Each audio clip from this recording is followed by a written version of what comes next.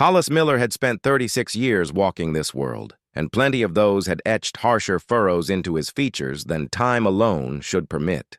The burden of a widower pressed heavy on his frame, with no offspring to bear his legacy, no companion to warm the fireside. The hut served as his sole ally, its timbers blackened by endless tempests and cycles of weather. Come evening, he lingered by the blaze in solitude, the seat opposite him as vacant as the unused side of his mattress. Folks in the settlement mentioned his bulk before touching on his character. Towering Miller, they dubbed him, sturdy as a bull, palms like mallets. But the core of him dwelled not in his power, but in his reticence. He avoided the tavern, shunned the mirth of locals. He doled out his speech sparingly and kept his existence even more confined. That night, the atmosphere hung thick, laden with the aroma of forest and frost, when a noise shattered against the cabin's entrance. It wasn't the gale, nor the erratic clatter of twigs. It was intentional, a rap, crisp, urgent, and quivering. Hollis halted with a piece of firewood in his grasp, his neck craning, every sense honing in the quiet. Nobody visited his threshold after sundown, not during the cold months, not without cause. He placed the wood aside deliberately, approached the door, and eased it ajar with a wary grip. There she appeared, tiny as a sparrow and almost as breakable. A child scarcely 7, her locks matted and moist from the flakes, her face splotched crimson with chill. She donned just a flimsy frock, ripped along the edge, her footwear so threadbare that her toes poked through exposed. Her gaze was expansive, not from the freeze, but from terror that had rooted farther than the ice. She peered up at him, a colossal silhouette in the frame, and uttered phrases that lingered in the chill like vapor from a fading ember. "They whipped my ma. She's hurting too bad." Hollis sensed the statement clash against the hush of his dwelling, resounding in corners he believed sealed forever. For an instant he remained motionless. The child's mouth quivered, yet she held back sobs. She had exhausted her weeping already. She maintained a forlorn poise that no youngster ought to possess, bracing herself as if she could prevent the universe from crumbling by merely staying rigid. "Who's your ma, young one?" Hollis inquired eventually, his tone deep, akin to the growl of soil prior to thunder. She gulped down, her neck slender and frail under the grime streaked over her flesh. Mary Ellen Carter. They abandoned her at the hut near Miller's Creek. She can't rise. "Please, mister, please aid her." Mary Ellen Carter. The title tugged at him like a dimly remembered melody. He had glimpsed her a time or two in the village, a lady of gentle lines, faded by exhaustion, her stare perpetually lowered when her spouse loomed close. Elias Carter was the man, wide-framed but swift with liquor and swifter with his knuckles. Hollis had observed once as Elias snarled at her in the shop, his fist hovering too near her cheek, and she had shrunk like weeds under a heel. Hollis had averted his eyes, as most fellows did, not from malice, but from the ancient frontier code. Another fellow's household wasn't yours to intrude upon, even if it harbored brutality. But hearing her name now from the mouth of her offspring cut into him sharper than the seasonal gust. He bent down, the planks of the deck groaning beneath his mass, so his immense stature wouldn't alarm the child. "What's your name, small one?" he questioned. "Laura May," she breathed. Hollis noticed her eyes shimmer, though the droplets stayed put. He examined the marks on her petite limbs, the manner she gripped the shredded cuff of her garment as if it could shield her. Something solidified within him then, not rage boisterous and scorching, but a subdued wrath that flowed profound like flames concealed in a tree's foundations. "Come inside," he instructed her, rising upright once more. The child wavered, as if uncertain whether to rely on a man so vast, so severe. But when the blast surged and almost toppled her, she slipped by him into the heat. Hollis drew his jacket snug and marched into the darkness, his footwear forging a consistent path through the powder. Miller's Creek rested a mile distant amid naked aspens that clattered like skeletons. The frost nipped keenly at his skin, but his strides never wavered. He bore no light, depending on the faint glow of the moon and his intimate knowledge of the terrain. The hut emerged, a drooping wreck of beams and cracked roofing, vapor absent from its stack. He shoved the entrance wide, the timber moaning on its corroded pivots. Within, the atmosphere reeked of moist hay and sour spirits. In the nook, atop a mat of tatters, rested the lady, Mary Ellen. Even amid the gloom, her wounds narrated their tale. Her jaw was puffed, bruised violet, one eyelid almost sealed. Her mouth displayed the gash of a forceful blow. Her limbs revealed signs of harsh treatment, wrists chafed where cord had scorched. Yet her look, when it rose to him, wasn't beseeching. It was dignified, unwavering, as if she'd prefer perishing on the ground over imploring pity from another being. Hollis advanced nearer, his outline dominating the cramped space. Mary Ellen's words emerged raspy and faint. "You shouldn't be here. They'll spread tales. They'll destroy you." He knelt slowly, the floor creaking beneath his weight, and looked into her bruised face. "Let them say," he murmured. He slid his arms beneath her with a tenderness that belied his size, lifting her as though she weighed nothing at all. Her breath caught at the sudden movement, but she did not protest. She closed her eyes, perhaps from shame, perhaps from the strange safety she felt in his grasp. He carried her through the snow, his coat wrapped around her slight frame, her head resting against his chest. The storm seemed to ease its howl as they moved, as though even the winter paused to watch. At the cabin, Laura ran to the door, her small hands clasped tight together. When she saw her mother in Hollis's arms, her face lit with a relief that made her seem years older and years younger all at once. He carried Mary Ellen inside and laid her gently upon his own bed, the only bed in the cabin. She stirred, whispering faintly that she could not take his place, but he hushed her with a quiet shake of his head. Laura climbed onto the bed beside her mother, tucking herself close, her thin body trembling from the day's ordeal. Hollis moved to the hearth, stoking the fire higher, the flames crackling strong. He fetched water, tore cloth, and with rough but careful hands, began to clean Mary Ellen's wounds. She winced but never cried out. He worked in silence, the kind that spoke more than words ever could. Each gesture said what his lips did not. "You are safe here, and no hand will strike you again." Outside, snow fell heavier, blanketing the prairie in white. Yet within that cabin a fragile warmth took root. Laura's breathing softened into sleep beside her mother. Mary Ellen's eyes half closed with weariness. Flicked once to Hall as he sat by the fire, his broad shoulders bent forward, his face lined by both the firelight and something deeper. Loneliness, perhaps, or the quiet ache of a man who had carried too much silence. She wanted to speak to thank him, but the weight of shame held her tongue. Still, for the first time in years, she closed her eyes with a small measure of peace. But peace was a fragile thing in those lands. Already in the tavern across town, Elias Carter's voice carried loud and bitter, slurring over spilled whiskey. He told anyone who would listen that his wife had been stolen, that Miller had taken her into his bed. He spat Hollis's name with venom, vowing to reclaim what was his, to make the giant bleed for shaming him. Men muttered and nodded, eager for drama, for scandal, for a story to tell through the long winter nights. Back at the cabin, Hollis stood from the fire, looking down upon the sleeping mother and child. Something stirred in him he had not felt in years. Not desire, not yet, but the raw pulse of responsibility of belonging. He stepped to the window, pulling back the curtain.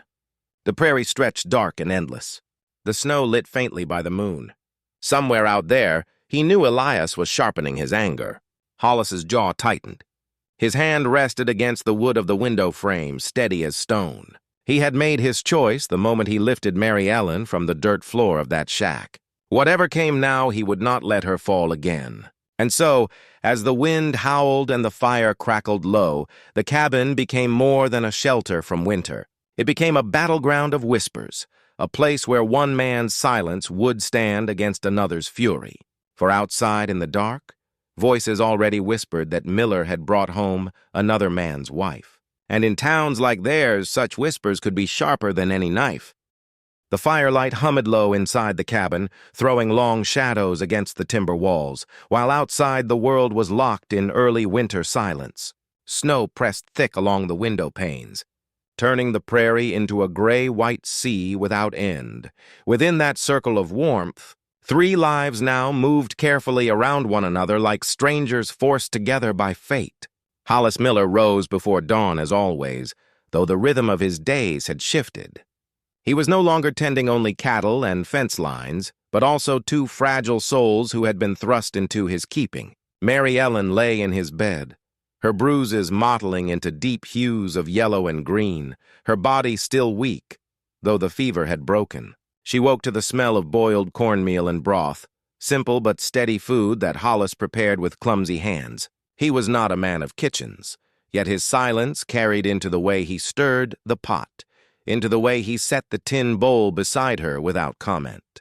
She would murmur thanks, her voice barely more than a thread, and he would nod once, returning to his place by the hearth, as though he feared his presence might overwhelm her. Laura May, ever watchful, clung close to her mother, her small hand always seeking Mary Ellen's, even in sleep.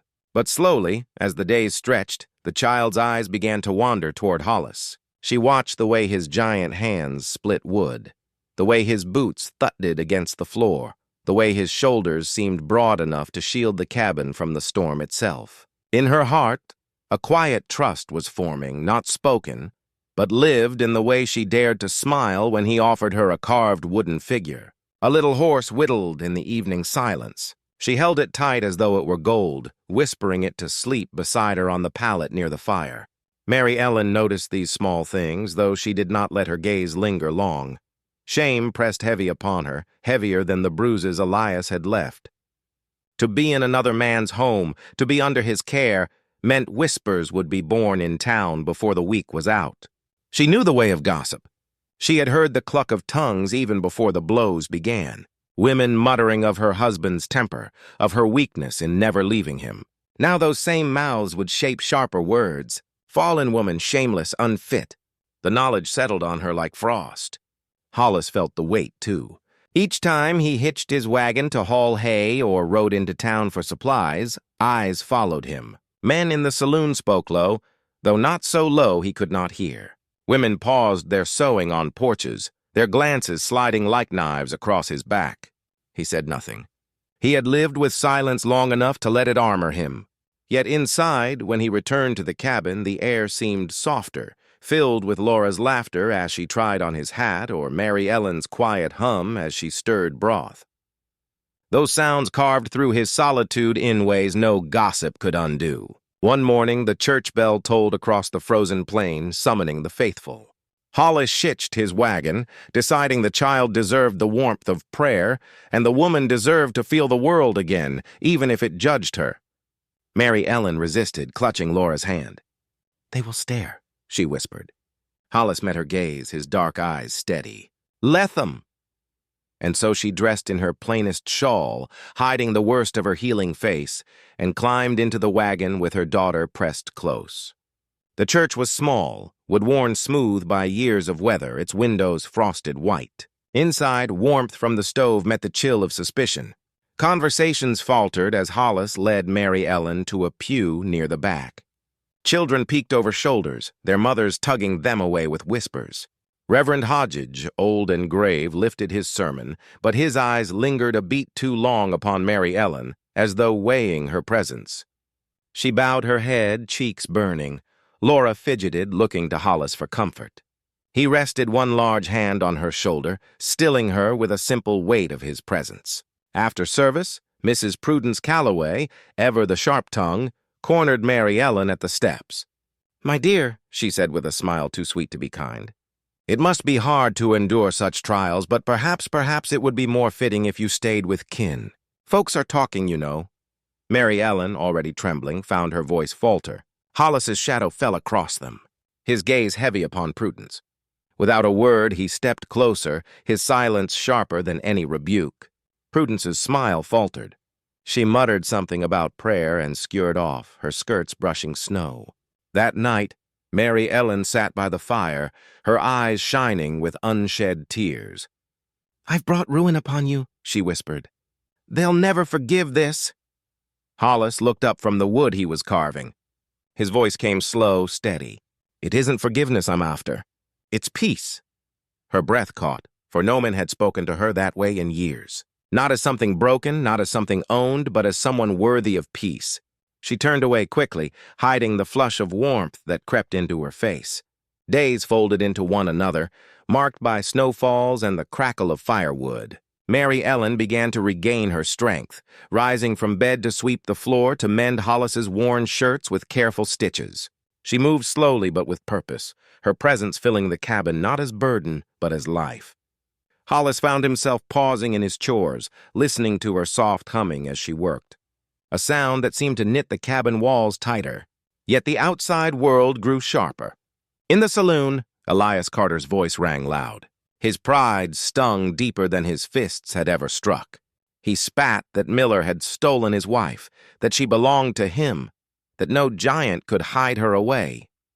Men laughed, some mocking Elias, others feeding his fury. He drank deeper, promising that he would ride out, gather men if need be, and drag her back by her hair if that was what it took. The sheriff, weary, warned him to keep peace, but Elias only sneered. News of these words reached Mary Ellen through whispers in the store. She returned to the cabin pale and shaken. "He'll come for me," she told Hollis, her hands trembling as she tried to untie her bonnet. "He'll never stop."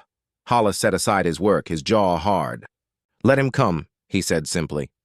His words carried no boast, no anger, only a certainty that made her heart quiver. For the first time she believed Elias might indeed be stopped, though the thought brought both relief and terror. Laura, sensing the storm, clung tighter to Hollis. One night she crept from her pallet to where he sat carving by the fire. "You won't let him hurt Mom again, will you?" she whispered. Hollis lifted her into his lap, his great hands holding her gently. "Not while I draw a breath," he said. The child pressed her head against his chest, listening to the deep, steady beat of his heart. She fell asleep there, safe at last. Mary Ellen watched from the bed, tears slipping silently down her cheeks. She had once believed all men carried violence in their hands. But here was one who carried a child as though she were glass, who tended bruises with reverence, who bore shame in silence rather than let it fall on those weaker than him. Something fragile and dangerous stirred within her, a hope she had buried years ago. But hope was a fire that drew shadows. One evening, as Hollis returned from town with supplies, he found a note nailed to his door. The words scrolled crude and angry. "She's mine. Bring her out, or I'll bring men to take her." Hollis tore the note down, crumpling it in his fist. He looked into the cabin where Mary Ellen stirred soup, where Laura played with a wooden horse upon the floor, and he felt the line of his life shift. He could no longer pretend this was only shelter, only kindness. The world had chosen sides, and by opening his door to the broken, he had declared his. As snow thickened outside, the cabin glowed with firelight, fragile and warm. Yet beneath that warmth, a reckoning drew near, carried on the hooves of a man who would not rest until his pride was fed. And in the silence before sleep, Mary Ellen whispered into the dark, half to herself, half to the man who sat moving in his chair, "You'll lose everything for me." Hollis did not answer. He only stared into the fire, his jaw set, his eyes reflecting the flames. The wind rose outside, rattling the shutters, as though the land itself braced for what was coming. The storm announced itself first, with a low moan across the prairie, a sound that carried in the distance like the warning of a great animal stirring from slumber. Hollis Miller felt it before the sky broke, an ache in his bones, a pressure behind the stillness that made the cattle restless in the far pasture. The air turned sharp, laced with a scent of iron and snow, and the horizon thickened, with a black weight rolling steadily closer. He worked quickly to secure the barn doors, the rope taut beneath his hands, his breath fogging in the deepening cold. Behind him, the cabin stood against the gray like a solitary sentinel, its windows already glowing faintly with firelight, the only warmth for miles in any direction. Inside, Mary Ellen moved with quiet urgency, gathering cloth from the line, shuttering windows, tucking what food they had into covered bins, as if preparing not just for weather, but for siege. Her hands trembled at times, though she forced them steady. Laura May followed at her skirts, clutching the carved wooden horse that had become her constant talisman. Each crack of wind outside made the child press closer, her wide eyes watching her mother's face, forecast of safety. Mary Ellen, bruises faded but spirit still tender, tried to mask her fear, but the child saw more than she ever said. By dusk, the first lash of wind struck, rattling the cabin timbers and sending snow in slanted sheets across the land. Hollis entered, carrying with him the bite of frost, his shoulders dusted in white. He shut the door hard against the gale and stood for a moment, listening.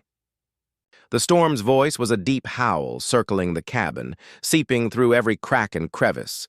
He turned then, his gaze sweeping to the two souls by the fire.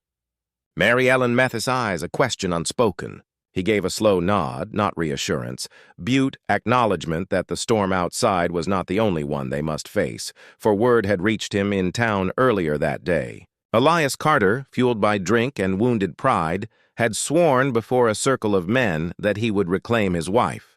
He spat venom into every glass, boasting that he would not come alone, but with others who carried his bitterness, men glad to fan the fire of scandal into flame. Hollis had no answered the talk, but his silence had not been mistaken for fear. Those who saw the set of his jaw, the stillness in his eyes, knew the giant rancher was bracing for a reckoning. Now, as the storm thickened, Mary Ellen sensed the weight upon him. She stood by the fire, her shawl pulled tight, her face lit by the flicker of flame. "Do you think he will come in this weather?" she asked softly, though her voice carried no hope, only dread. Hollis looked toward the window where snow whirled like ghosts against the glass. "If a man's rage is hot enough," he said, "even the storm won't cool it." She turned away, her hand brushing her daughter's hair. For so long she had endured Elias's wrath, bending beneath it, surviving but never resisting. Now the thought of him returning with others at his back made her stomach knot. Yet there was also something else, an ember of defiance sparked by the sight of her child sleeping warm by a fire, by the knowledge that her pain no longer went unseen. Hollis had lifted her from the dirt, not with pity, but with a kind of strength that carried no expectation but protection. That ember glowed brighter each day, and though fear pressed heavy now, it did not snuff out entirely. The hours stretched long. Hollis moved from door to window, checking latches, tightening shutters, every movement steady and measured. Laura drowsed against her mother's lap, her small breaths soft against the storm's roar. Mary Ellen watched the giant man by the door, the way he seemed carved from the same timber as the cabin itself, unyielding, enduring. She wondered what weight he carried in his silence, what grief hollowed his eyes when the firelight caught them. She longed to ask, yet words failed her. Instead, she whispered to him under her breath, a fragment of comfort from her childhood, the notes soft but steady. Hollis paused at the door, listening. For the first time in years, a sound touched the emptiness within him, a reminder that homes were not built of logs alone, but of voices that filled the spaces between storms. But the night did not belong to peace. Near midnight, over the howl of wind, came another sound. Faint at first, then clearer. Hoofbeats, the crunch of horses through snow, deliberate, drawing closer. Hollis froze, his hand resting upon the rifle propped against the wall. Mary Ellen's breath caught, her fingers tightening around Laura. The child stirred, murmured, and clutched the wooden horse tighter. "They're here," Mary Ellen whispered, fear cracking her voice. Hollis did not answer. He moved to the window, peering through a gap in the shutter. Against the swirl of snow, shadows shifted, mounted figures pushing hard against the storm. He counted 3, perhaps 4, their lanterns swaying like will-o'-the-wisps. One voice cut above the wind, loud, angry, slurred, the voice of Elias Carter. Hollis stepped back, his jaw tight, his face carved in stone. He turned to Mary Ellen. "Get her into the back room," he said quietly. "Do not open that door unless you hear my voice." She hesitated, wanting to protest, but the weight in his gaze left no room. She gathered Laura quickly, whispering comfort, though her own fear quacked, and pulled the child into the small back room where blankets were piled high. The door closed softly behind them. Hollis remained in the main room, the rifle steady in his hands, though he prayed it would not be needed. The storm rattled the walls, but above it came the pounding of fists against the cabin door. "Miller!" Elias roared. "You think you can steal what's mine? Bring her out, or we'll drag her ourselves." Laughter followed, cruel and mocking, though it held a tremor of men seeking courage against the storm and the man inside. Hollis said nothing. Silence was his answer. The same silence that had carried him through loss, through years of loneliness, through every whisper of gossip. He set the rifle against the wall and reached instead for the lantern. He lit it, the flame casting his great shadow across the room, and then he unbarred the door. Snow burst inward, wind howling, but Hollis stood firm, the lantern raised. The men flinched at the sudden light, their faces raw from cold, their eyes reed-rimmed with drink and rage. Elias sat astride a horse, his figure bloated with fury, his mouth twisted. "You've shamed me, Miller," he spat. "You've taken my wife, poisoned her against me. I'll see you ruined before this night ends."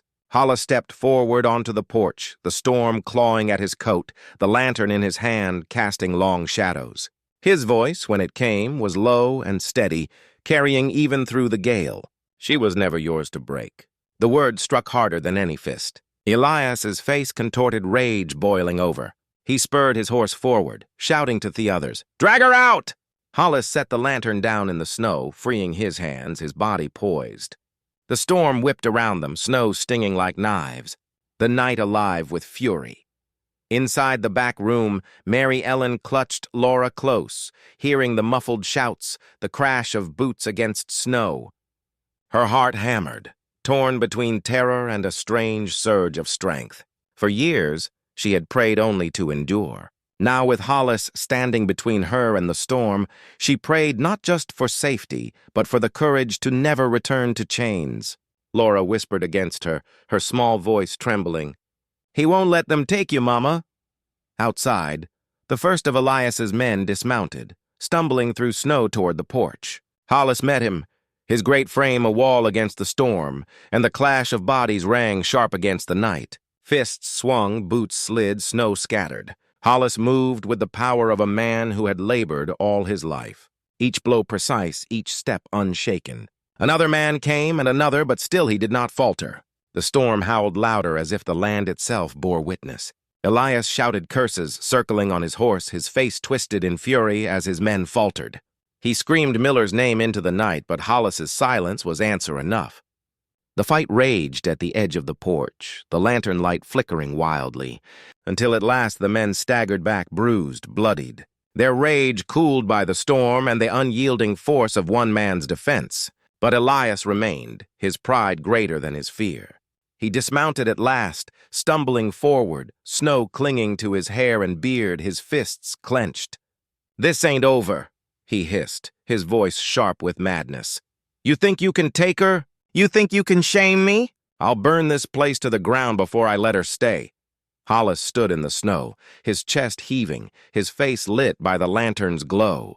His silence now held the weight of a vow, his body poised not just to fight, but to endure whatever storm Elias carried with him. The snow fell heavier still, cloaking the land in white, muffling sound, turning the world into a frozen stage for the reckoning yet to come. And from the back room, Mary Ellen pressed her hand to the door, her breath trembling, her eyes wet with both fear and resolve. She had thought herself broken, powerless. But hearing Elias's threats, seeing Hollis's quiet defiance, something within her rose fierce and steady. She knew with a certainty as sharp as the winter wind that the next time she faced Elias, she would not face him in silence. The night held its breath, then the storm raging, the men faltering, Elias and Hollis locked in a standoff of will. The lantern flame flickered, snow hissed against the ground, and the prairie itself seemed to pause, waiting for the blow that would shatter the fragile balance. Snow swirled like torn silk across the prairie, and the lantern flame at Hollis Miller's feet bent low under the gale, painting light against the storm's furious canvas. Elias Carter stood before him, his face twisted with rage, the storm's claws lashing his coat. The beaten men who had come at Elias's side lingered farther back, their courage already spent, but Elias's pride burned hotter than the cold, and he advanced with fists tight, his boots crunching the frozen earth. Hollis met him in silence, the breadth of his shoulders squared, his breath a steady fog. The cabin door behind him was shut tight, protecting Mary Ellen and Laura within. He felt their nearness like a flame at his back, fragile yet unyielding, and it gave weight to the moment. Elias sneered through cracked lips, his voice breaking into the wind. "You think you've won because you swung your fists and dropped my men? You think she belongs to you now? She's mine. She always will be." Hollis's reply came low. Not loud, not cruel, but with the gravity of a man who had carried silence longer than most men lived. She belongs to no man. She belongs to herself. The words struck harder than snow against skin. Elias staggered at the thought, then surged with renewed fury, his fist swinging wild. Hollis caught the blow on his arm, the force jolting through him, but not breaking him. He countered, a heavy strike that sent Elias stumbling back into the drift, snow exploding around his form. Yet still he rose, mad with wounded pride, lunging again and again.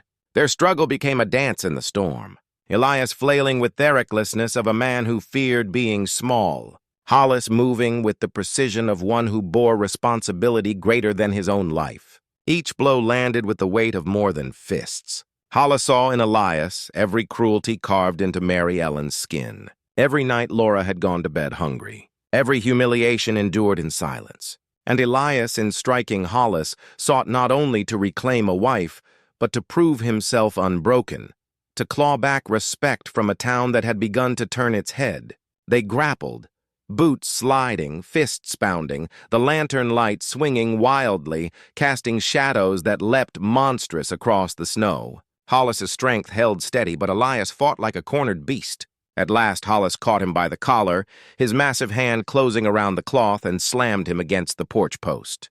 The wood shuddered, snow tumbling from the roof. Elias gasped, blood streaking his lip, his eyes burning with hatred. "Do it!" Elias hissed.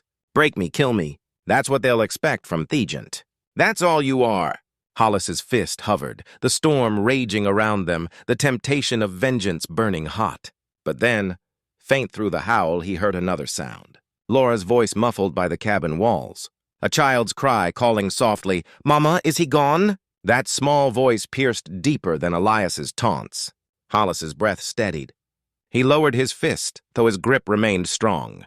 Killing Elias would only birth another ghost to haunt Mary Ellen and her daughter. Justice was not blood upon snow, it was dignity returned. He yanked Elias forward and flung him down into the drift. Elias scrambled, cursing, but Hollis pressed the rifle barrel, never fired, against his chest, forcing him still. "You'll answer for what you've done," Hollis said, his voice carrying into the night like a vow. "Not here, not by my hand, by the law." The other men shifted uneasily. None dared step forward, their loyalty frayed by the storm, and the sight of their leader brought low. Hollis dragged Elias up, gripping him like a sack of grain, and half carried, half drove him toward his horse. Elias struggled weakly, spitting blood, but Hollis's silence broke him more surely than any blow. The men mounted without a word, cowed by the giant's resolve. At the edge of the yard, Hollis thrust Elias into the saddle with a force that left him hanging limp. "Tell the sheriff I'll be bringing him by at dawn," Hollis said. "And if you return here again, you'll find no storm strong enough to hide you." The men hesitated, then spurred their horses, dragging Elias with them into the whirling dark. Hoof-beats faded, swallowed by the wind. Hollis stood a long moment in the snow, chest rising and falling, the storm easing its fury as though satisfied. At last he turned and stepped back inside. Warmth met him, the firelight gentle after the cold. Mary Ellen stood near the hearth, her shawl drawn close, her face pale but her eyes fierce. Laura clung to her skirts, her small wooden horse pressed tight in her hand. When Hollis shut the door, the cabin seemed to exhale as if the walls themselves had held their breath. Mary Ellen's voice trembled, though not with weakness. "You could have killed him." Hollis met her gaze, steady as stone. "A man like that wants to make you small, Ash is. He won't break me, and he won't break you again." Her eyes glistened, the fire painting them with gold. For the first time in years, she let herself believe those words. Laura broke the silence, then running forward, pressing her little body against Hollis's leg. "You saved us," she whispered, her voice muffled against him. He bent, lifting her gently into his arms. She curled into his chest as though it were the safest place on earth. Mary Ellen watched, her hand rising to her mouth, not to hide shame this time, but to stifle the sob of relief that threatened to break free. Her life had been nothing but survival, but tonight within these walls she glimpsed something she had thought forever lost. Shelter not of wood, but of trust. They sat by the fire as the storm softened, the world outside blanketed in white silence. Hollis tended the flames, his broad hands steady. Mary Ellen reached for Laura, but the child had already drifted to sleep in Hollis's arms, her small fingers curled in the fabric of his coat. He did not move her, only looked down, the lines of his face softened by the glow. Mary Ellen's heart tightened, a mixture of gratitude and fear. To hope again was the bravest and most dangerous act of all. Hours passed, the storm dying to a hush. Hollis at last laid Laura on her pallet, tucking the blanket around her. He stood then, facing Mary Ellen across the firelight. No words were spoken, yet in the silence something shifted. She saw not only the man who had fought Elias, but the man who had chosen restraint, who had borne shame so she might be free of it. His silence, once heavy, now seemed a kind of vow. When she finally spoke, her voice was soft but clear. "I am not his anymore." Hollis's jaw tightened, but he gave no answer. He did not need to. His very presence was answer enough. The fire crackled. The only sound in the small room as outside dawn began to brush faint silver against the snow. The storm had passed, but in its wake, something new remained. Within that cabin, 3 lives, once broken and scattered, had begun to root themselves together in the ashes of firelight and fury. And yet, even in the warmth, shadows lingered. For Elias's threats were not gone, only delayed, carried into town with his bruised pride. Justice would demand its price, and tongues would wag sharper than ever. Hollis knew it. Mary Ellen feared it, and Laura, in her innocence, only trusted the man who had carried her mother from the dirt. The fire burned low, dawn pressing against the shutters, when Hollis finally spoke again, his voice low as the earth itself. "This ice only the beginning." Mary Ellen's breath caught at the truth in his words. Her hand trembled as she drew Laura closer, her eyes meeting his across the fading firelight. Something unspoken passed between them, fragile as glass, strong as stone. The storm outside had ended, but the reckoning had only just begun.